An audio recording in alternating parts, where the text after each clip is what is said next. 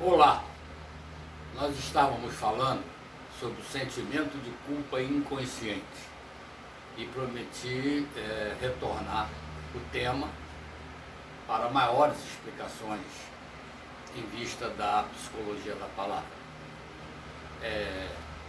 Só repassando rapidamente, o Freud vai colocar o sentimento de culpa inconsciente na responsabilidade do superego.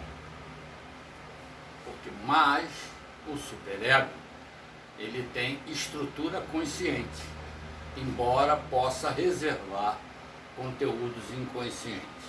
Esses conteúdos inconscientes reservados são reprimidos, são os conteúdos reprimidos. E isso atormentaria o ego por conta de um superego tirânico, que estaria importunando o ego com aquelas, ou aqueles, melhor dizendo, conteúdos reprimidos. Não concordamos muito com essa dinâmica, porque o nosso agente primordial é o ego. O ego é o agente primordial. A consciência passa pelo ego, né? O inconsciente, vamos dizer assim, estrutural, é aquele que o ego não tem noção, esqueceu, e esqueceu completamente. Mas naquele consciente estrutural ficaram conteúdos que na época o ego não pôde decidir. Esses são os conteúdos recalcados. No superego, que é uma instância, segundo Freud, psíquica com estrutura consciente, o superego é só uma estrutura. O agente ali é sempre o ego.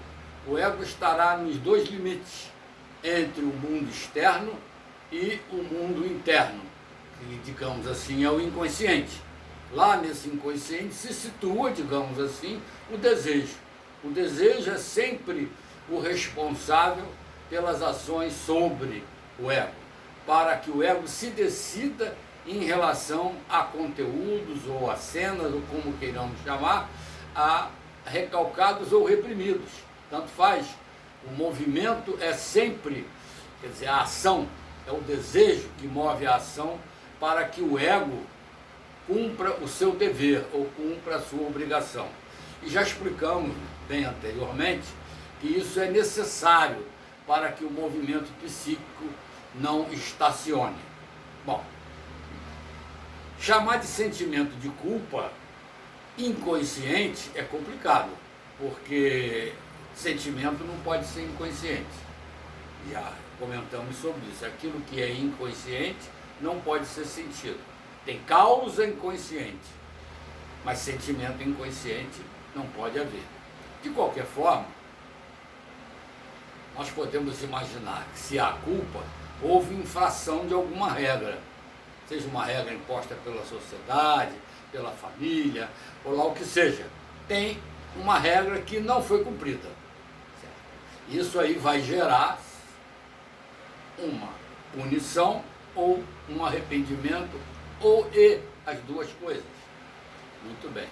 Então, supondo que o ego conheça esse arrependimento, né? Se ele conhece o arrependimento, se ele cometeu a infração, então o ego é réu e é juiz. Ele é as duas coisas ao mesmo tempo. Ele foi juiz porque ele julgou jogar para escanteio, digamos assim, ou postergar a sua decisão. Então, mas é réu porque cometeu a infração. Bom, então, quem é que move a ação? Quem move a ação é o desejo. O desejo é que, digamos, entre aspas, vai fazer o papel da justiça. Ego, cumpra o seu dever. Isso é uma pressão sobre o ego. Ele não vai, como foi reprimido, ele não quer saber daquilo. Mas o desejo exige um retorno para que ele possa refazer a sua decisão. Ele tem que decidir para refazer a sua decisão. Bom, agora, seria possível o ego estar consciente do conteúdo reprimido?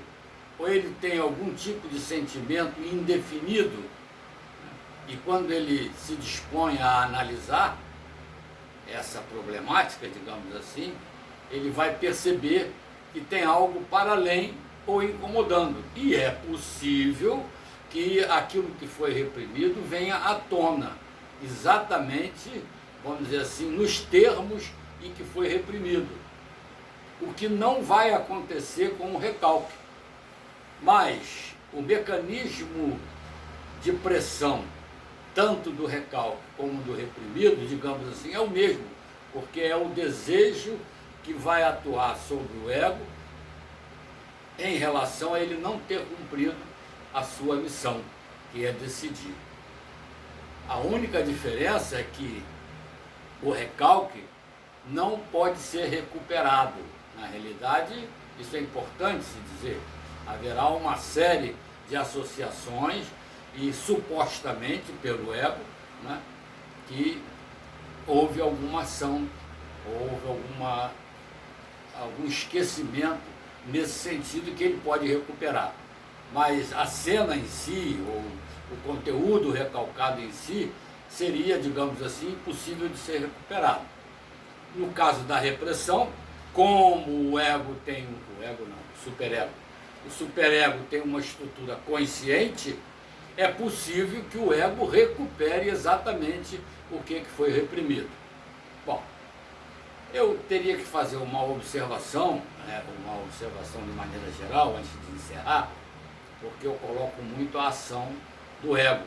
O ego tendo a responsabilidade da definição, desse decidir, sempre sobre o ego.